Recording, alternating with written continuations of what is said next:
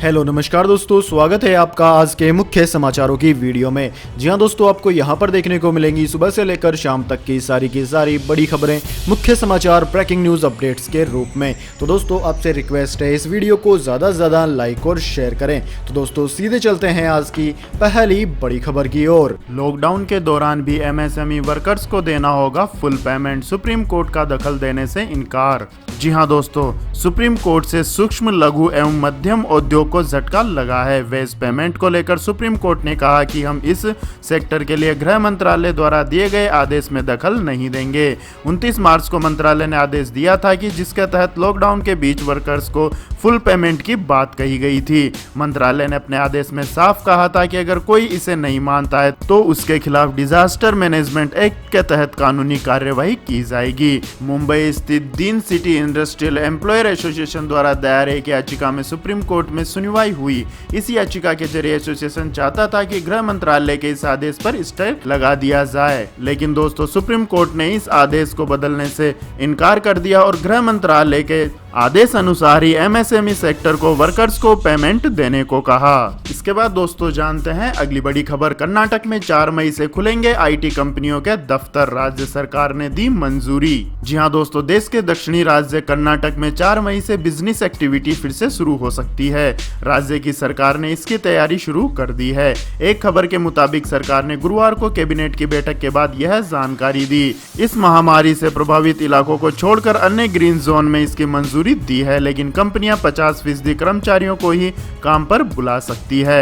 इसके बाद दोस्तों जानते हैं अगली बड़ी खबर। बसों से लोगों को घर भेजने का 7 राज्यों ने किया विरोध। जी हां दोस्तों, केंद्र सरकार ने बुधवार को लॉकडाउन के कारण देश के अलग अलग हिस्सों में फंसे लोगों को घर भेजने संबंधित अहम फैसला लिया था। सरकार ने राज्यों से कहा था कि फंसे हुए लोगों को बसों के जरिए उनके गंतव्य स्थान तक भेजे जाने की व्यवस्था की जाए। अब 7 राज्यों ने केंद्र सरकार के इस फैसले का विरोध किया है। इन राज्यों का कहना है कि लोगों को बस से घर भेजने का फैसला अव्यवहारिक है। इस प्रक्रिया में महीनों लग जाएंगे। राज्यों ने विशेष ट्रेन चलाकर लोगों को घर भेजने की मांग की है। आपकी जानकारी के लिए बता दें दोस्तों, गृह मंत्रालय ने बुधवार को लॉकडाउन में फंसे लोगों को घर भेजने के लिए गाइडलाइंस जारी की थी। लोगों को बसों से घर भेजने के सरकार के फैसले का विरोध तेलंगाना, केरल, तमिलनाडु, महाराष्ट्र, पंजाब, राजस्थान और बिहार ने किया है। हालांकि गुरुवार को गृह मंत्रालय ने इस महामारी पर हुई प्रेस कॉन्फ्रेंस में यह साफ कर दिया है कि मौजूदा समय में सिर्फ बसों के जरिए ही लोगों को उनके गंतव्य स्थान तक भेजा जा सकता है। इसके बाद दोस्तों रुक करते हैं अगली बड़ी खबर का।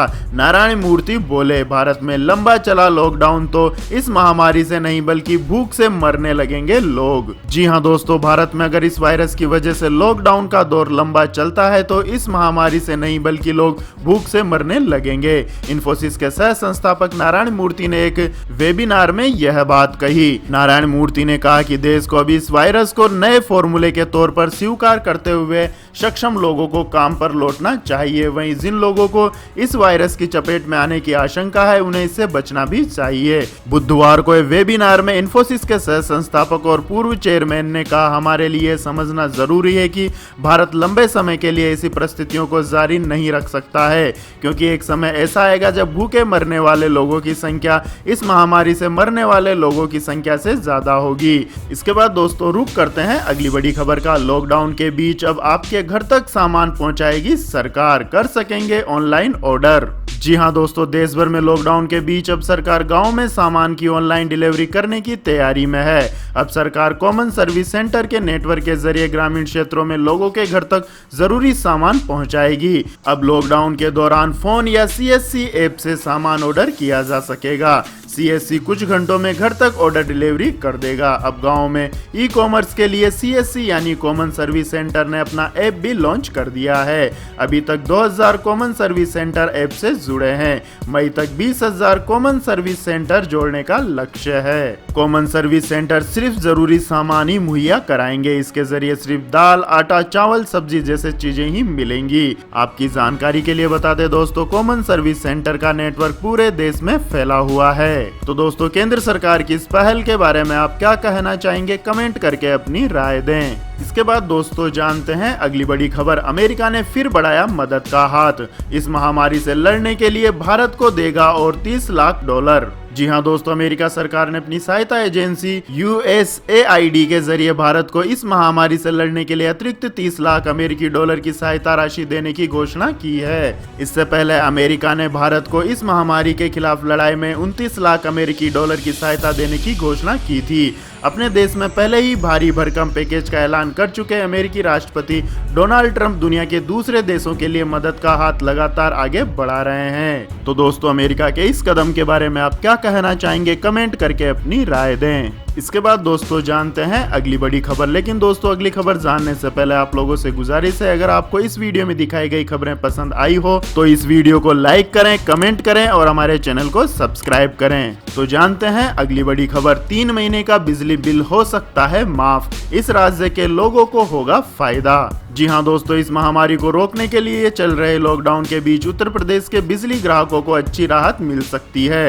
राज्य के इलेक्ट्रिसिटी कंज्यूमर बोर्ड ने केंद्र सरकार से 3 महीने का बिजली का बिल माफ करने का प्रस्ताव किया है। यह प्रस्ताव छोटे बिजली उपभोक्ता और किसानों को ध्यान में रखकर किया गया है। बोर्ड ने केंद्र सरकार को भेजे प्रस्ताव में कहा है कि अगर केंद्र सरकार एक और पैकेज का ऐलान करती है तो उसमें किसानों और छोटे बिजली उपभोक्ताओं का बिल माफ करने का भी प्रावधान करे। काउंसिल के चेयरमैन अवधेश वर्मा ने इस प्रस्ताव की कॉपी उत्तर प्रदेश के एनर्जी मिनिस्टर श्रीकांत सरता को सौंपी है। इसमें छोटे बिजली उपभोक्ताओं और किसानों के लिए 5,000 करोड़ रुपए की मदद बिजली बिल में देने की मांग रखी गई है। इसके बाद दोस्तों जानते हैं अगली बड़ी खबर। इस बैंक के ग्राहक 31 अक्टूबर तक नहीं निकाल सकेंगे खाते से पैसा, RBI ने 6 महीनों के लिए बढ़ाया प्रतिबंध। जी हाँ दोस्तों, भारतीय रिजर्व बैंक ने बुधवार को सहकारी bank the needs of life cooperative bank limited पर लागू प्रतिबंधों को और 6 माह के लिए बढ़ा दिया है। बैंक पर यह प्रतिबंध अब 31 अक्टूबर तक लागू रहेंगे। रिजर्व बैंक ने अक्टूबर 2018 में इस बैंक पर 6 माह के प्रतिबंध लागू किए थे। बैंक पर कोई नया लोन देने और पुराने लोन का नवीनीकरण करने से रोक लगा दी गई है। इसके बाद इन प्रतिबंधों को 2 बार बढ़ाया जा चुका है। बैंक को उसकी वित्तीय स्थिति में सुधार होने के साथ प्रतिबंधों के तहत ही बैंकिंग कारोबार करने की अनुमति दी गई है। रिजर्व बैंक ने बैंक से धन निकासी पर भी प्रतिबंध लगाया हुआ है।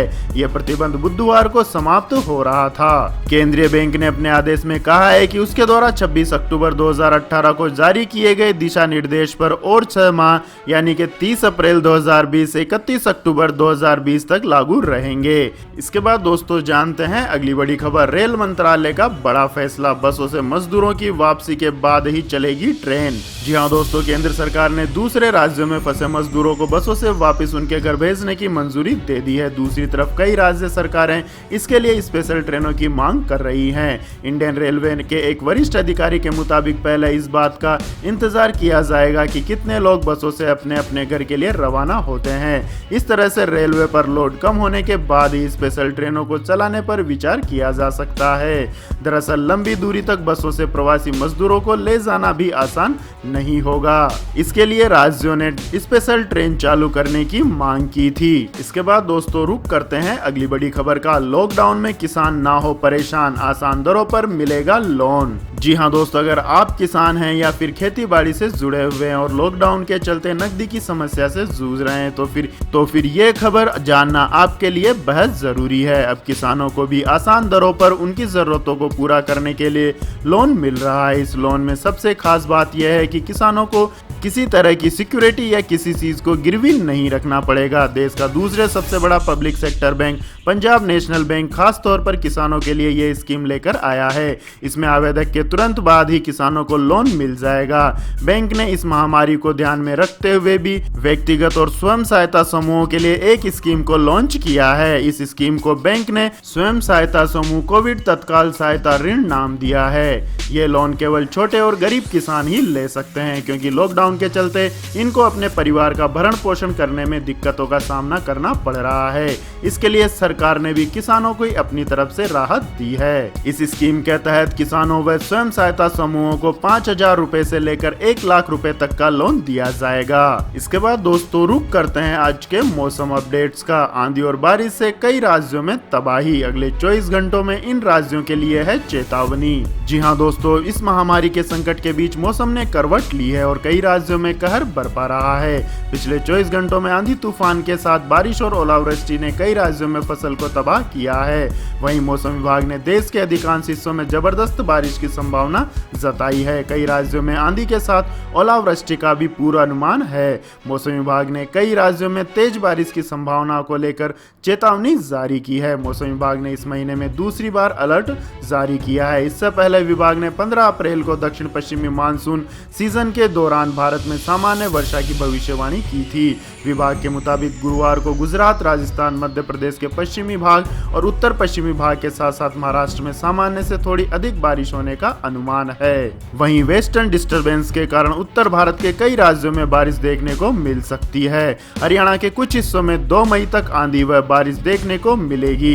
वहीं 3 मई से यहाँ तेज बारिश की संभावना है। इसके बाद दोस्तों रुक करते हैं अगली बड़ी खबर का। अभिनेता ऋषि कपूर का 67 साल की उम्र में निधन। जी हाँ दोस्तों, बॉलीवुड के दिग्गज अभिनेता ऋषि कपूर का निधन हो गया है। वे 67 साल के थे। उनके निधन की जानकारी अमिताभ बच्चन ने ट्वीट करके दी है। बुधवार को तबीयत खराब होने के कारण उन्हें मुंबई के HN रिलायंस अस्पताल में भर्ती कराया गया था। तो दोस्तों, अगर आप अभिनेता ऋषि कपूर के फैन हैं तो उनकी श्रद्धांजलि के लिए कमेंट में 2 शब्द जरूर लिखें। इसके बाद दोस्तों जानते हैं अगली बड़ी खबर। FATF से बचने के लिए पाकिस्तान ने आतंकी संगठन लश्कर का नाम बदला। जी हाँ दोस्तों, इस महामारी के बीच भी पाकिस्तान अपने आतंकी मंसूबों को अंजाम देने में मशगूल है। पाकिस्तान ने अंतर्राष्ट्रीय दबाव से बचने के लिए आतंकवादी संगठन लश्कर-ए-तैयबा का नाम बदल दिया है। हालांकि उसमें नया कुछ नहीं है। पाकिस्तान पहले भी कई बार ऐसा कर चुका है और अब भी यह उसकी आदत बन गई है। जानकारी के अनुसार लश्कर का नाम बदलकर द रेजिस्टेंस फोर्स कर दिया गया है। जम्मू कश्मीर में हुई कई आतंकी घटनाओं में TRF का हाथ होने की बात सामने आई है। आपको बता दें कि संयुक्त राष्ट्र सुरक्षा परिषद द्वारा लश्कर को प्रतिबंधित संगठनों की सूची में डाला गया है। ऐसे में उसके लिए इसी नाम से गतिविधियों को अंजाम देने में इमरान खान सरकार मुश्किल में पड़ सकती है। इसलिए सोची समझी रणनीति के तहत लश्कर का नाम बदलकर TRF रख दिया गया है। इसके बाद दोस्तों जानते हैं अगली बड़ी खबर। ब्रिटेन में लेबर पार्टी ने बदला रुख। कश्मीर पर भारतीय नीति के साथ कहा हम सहयोग के हैं हिमायती। जी हाँ दोस्तों, ब्रिटेन में विपक्षी लेबर पार्टी ने अपनी नीति में बड़ा बदलाव लाते हुए कश्मीर पर भारत की नीति का समर्थन किया है। पार्टी के नए प्रमुख कीर स्टारमर ने इसे भारत और पाकिस्तान के बीच का द्विपक्षीय मसला बताया है, जिसे दोनों देशों को शांतिपूर्वक ढंग से निपटाना चाहिए। इस तरह के बांटने वाले मुद्दों के लिए ब्रिटेन में कोई जगह नहीं है। ब्रिटेन में रहने वाले समुदायों को बांटने वाले मुद्दों को उठाने की इजाजत नहीं दी जा सकती है। स्टारमर का यह रुख लेबर पार्टी के पुराने रुख से अलग है। इससे पूर्व जेरेमी कॉर्बिन्स के कार्यकाल में सितंबर 2019 में लेबर पार्टी ने अपना वार्षिक सम्मेलन में कश्मीर मसले पर अंतर्राष्ट्रीय हस्तक्षेप की जरूरत का प्रस्ताव पारित किया था। कॉर्बिन के नेतृत्व वाले सांसदों के समूह ने ही अनुच्छेद 370 हटाने के बाद ब्रिटिश संसद में कश्मीर मसले पर प्रस्ताव रखा था। हालांकि वह प्रस्ताव पारित नहीं हुआ था। इसके बाद दोस्तों जानते हैं अगली बड़ी खबर। स्पाइस जेट अपने 92% कर्मचारियों के वेतन में करेगी आंशिक कटौती। अप्रैल महीने की कम आएगी सैलरी। जी हाँ दोस्तों, इस महामारी की वजह से लागू लॉकडाउन के चलते स्पाइस जेट अपने 92% कर्मचारियों को अप्रैल महीने में आंशिक वेतन का भुगतान करेगी। एयरलाइंस ने एक बयान में कहा कि कंपनी पिछले 1 महीने से अधिक समय से उड़ानों का परिचालन नहीं कर पा रही है। ऐसे में उसकी आमदनी का प्राथमिक स्रोत खाली हो गया है। एयरलाइंस ने कहा है कि वह कर्मचारियों को अप्रैल माह का आंशिक वेतन देगी। हालांकि किसी कर्मचारी को नौकरी से नहीं निकाला जाएगा। तो यह थी दोस्तों आज की सभी महत्वपूर्ण बड़ी खबरें। तो दोस्तों आपको हमारा ये वीडियो कैसा लगा कमेंट करके जरूर बताएं और हमारे इस वीडियो को अधिक से अधिक लाइक और शेयर करें। साथ ही हमारे चैनल को सब्सक्राइब करके बेल आइकन का बटन भी दबा लें। धन्यवाद। जय हिंद, जय भारत, वंदे मातरम।